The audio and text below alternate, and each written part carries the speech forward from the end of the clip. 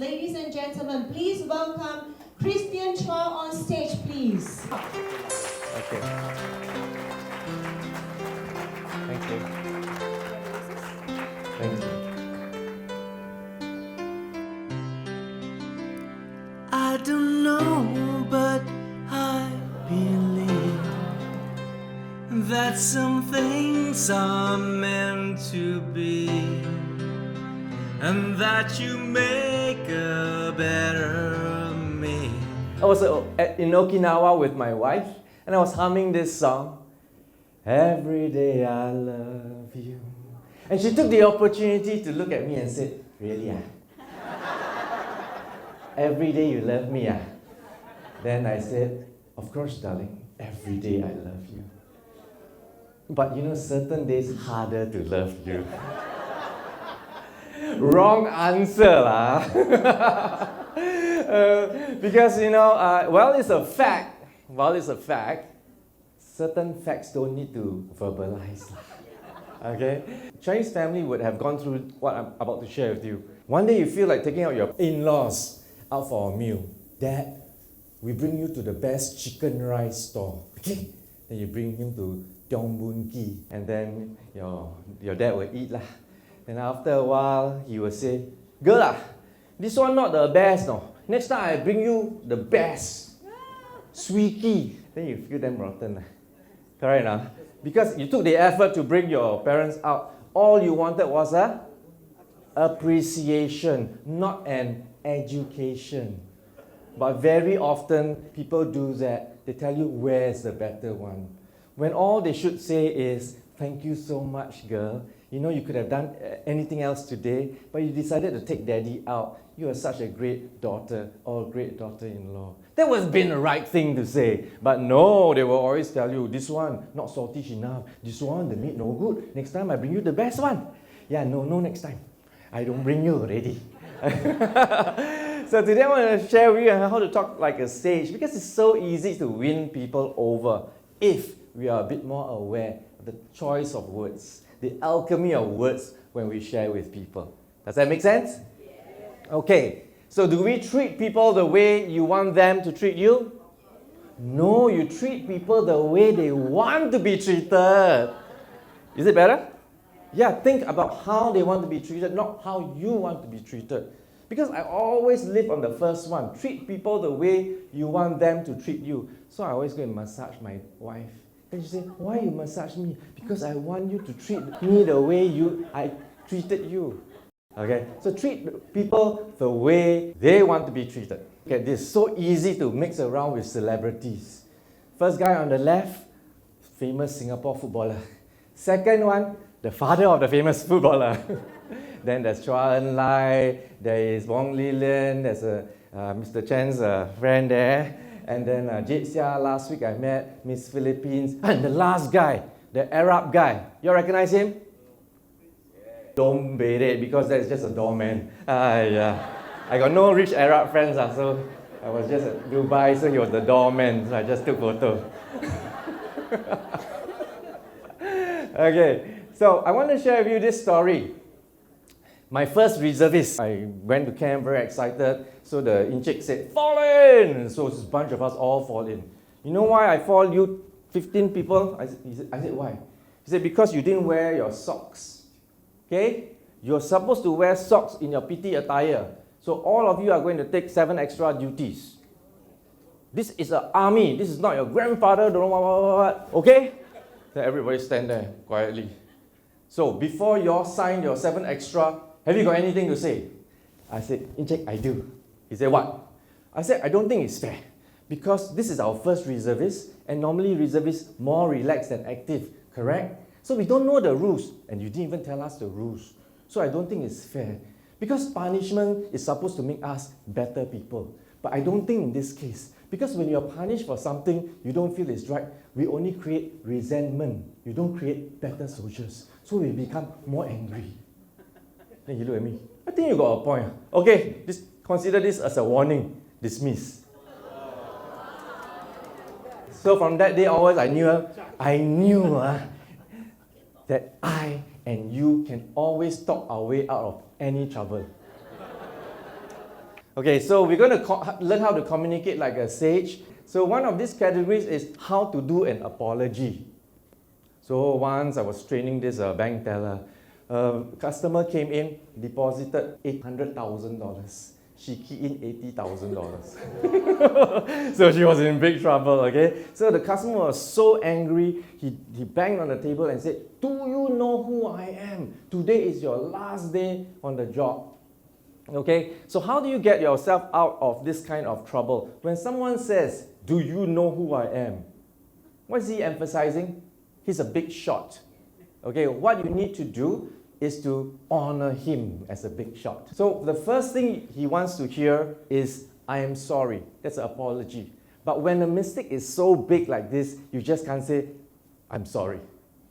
You understand what I'm saying? Like? If you got caught cheating on your wife, you just can't say, "I'm sorry, here's 2 coasters and an umbrella," to say, "I'm sorry." You cannot. Huh? So you have to use stronger words like, "Please forgive me."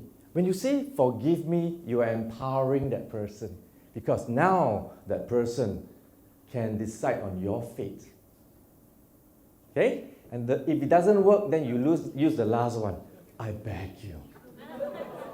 You remember you watched the show Gladiator, where the king does this? If he puts the thumbs up, you live. If you put the thumbs down, you die. The power is in his hands. So this is exactly what you do. "I'm so sorry, sir. Please forgive me. I beg you." Okay, next time you don't do it again, okay? "Oh, thank you, sir. You are so kind. You're so merciful." Okay. Next time you better be careful. "Thank you, sir." Then you walk him out of the door lah. Then, "Thank you, sir." Then go out. You close the door. Sudah lah. No, last one joking only. Okay. How many of you always want to win an argument with your spouse? How many of you having marital friction these days?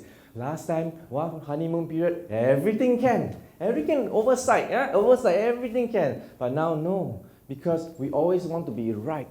So we want to win the argument. And then we lose the relationship. Win the argument, lose the relationship. You know why the spouse raise their voices? Because when I tell you something and you don't seem to be getting it, then I raise my voice louder. And you are not getting my point, I raise my voice louder. Both are shouting, no one is listening except the neighbors. Okay? So the way to pacify things is stop and the person is very angry. So handle the emotions first. Handle the emotions. Whether it's at home or in your workplace, you say things like, "I know we're both heated right now, but you know our relationship means so much. Can we just cool down and later we'll work things out?" These are all very disarming ways of speaking. Okay? And at the end, if it's your long-term colleague, you say, "Hey, we're on the same side. We may have a bit of differences, but you know our relationship means a lot, so let's work it out." Okay? And that's how you speak like sage. Don't win the argument and lose your spouse to someone else. I see some worried faces. "Yeah, that's me." As what the MC said, I'm actually a body language expert, and I actually wrote one article, "How to Catch Cheating Spouse." So during lunch, okay, never mind.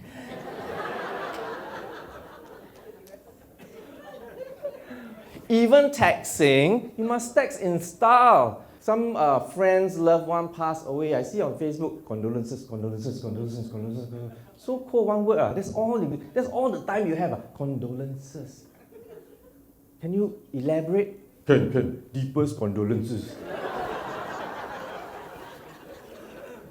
Okay. You see, like what I said, if you made a small mistake, like I accidentally trip on you later, just, "Hey, sorry, no problem." But if it's a big mistake, you just can't say sorry. Your sorry must be a bit more elaborate. So in the same way, if it's a loved one of someone, show more concern than just condolences. You try to relate. Hey, you say something like, "I am so sorry to hear this sad news. Send you my deepest condolences. If there's anything that you need, please don't hesitate to call." Does it sound that you really care for that person? Rather than condolences. Okay? So that's what you do. "I'm so sorry to hear about the passing of your mom or dad, our prayers are with you during this difficult time. Do not hesitate to let us know if you need any help. Christian, we are not so articulate as you, leh. You can think of all these statements. We can't, leh. ChatGPT lah, correct lah. My friend's mother died. Please give me 3 sentences. That also don't know. Don't know, go and find First Com. They got tissue. First Com, 5% commission. Huh? So I want to share with you this thing called personality at play. After going through all this hilarious example, this is what I create in my workshops. I want to make it so easy for you to understand that people usually respond in these 6 personality types. I was in Australia and it was totally different. I was in this cafe. This Aussie family was around. The child was running around. The child tripped over some carpet, fell flat. The mother got up and said, "Did you enjoy your trip? Would you please send me a postcard?" All right. That's a good one, mate. Now we can learn some things from both sides of the world. And one of them is actually friendliness. Yeah? They told me New Yorkers are very unfriendly. Not true. I went to New York. I did my own social experiment. I waited at Times Square. I waited for the prettiest New Yorker girl. And I said, "Excuse me, can I pay you a compliment? You're really pretty." And she said, "Well, thank you, sir. That really made my day. Have a nice day." I said, "You have a nice day." Hey, it worked. So I went to Australia. I tried again. I was at Bondi Beach. One hot girl was jogging. She made eye contact. She said, "Good morning." I said, "Good morning. You're really pretty." And she said, "You're not too bad yourself, mate."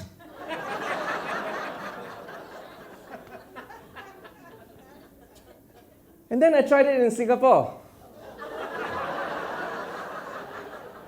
"Excuse me, I'd just like to pay you a compliment.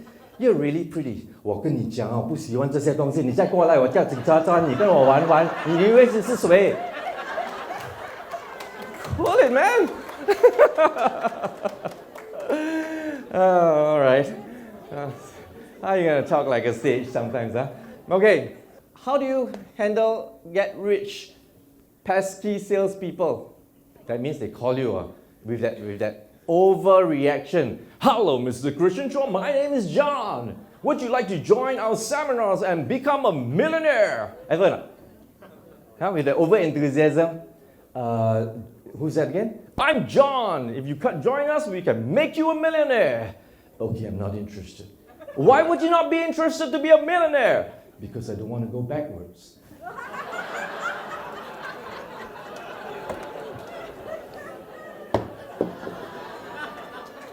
Relax lah, from Shopee lah. The hotel people, hey. So there was another one, through text. Yeah. "Mr. Chua, yes, you've been selected to inherit some money." "Really? Do I need to do anything?" No. It's about $50,000. All you need to do is give me your bank account number." I said, "Really? Is that all?" "Yeah." "All right. Any other catch?" "Oh, no, just a small registration fee." Okay. So now I got to transfer money to you? "Oh yeah, but it's a very small amount of money." I said, "How much is that?" $250. "Okay, that sounds fine," I said. "That sounds fine. So what do we do from here?" And he says, "I'll give you my bank account number, and then you transfer the money." I said, "Okay, but I got one question for you." And he said, "What?" I said, "As you're communicating with me, can you see my profile picture?" He said, "Yes, very clear." And I said, "Do I look like an idiot?" That's all I have for today. And just before I go off, I just want to let you know what I'm about to do will be the first time you ever see on stage that a man who does a mic drop has to pick up his own prop. Yeah. Ladies and gentlemen, thank you very much.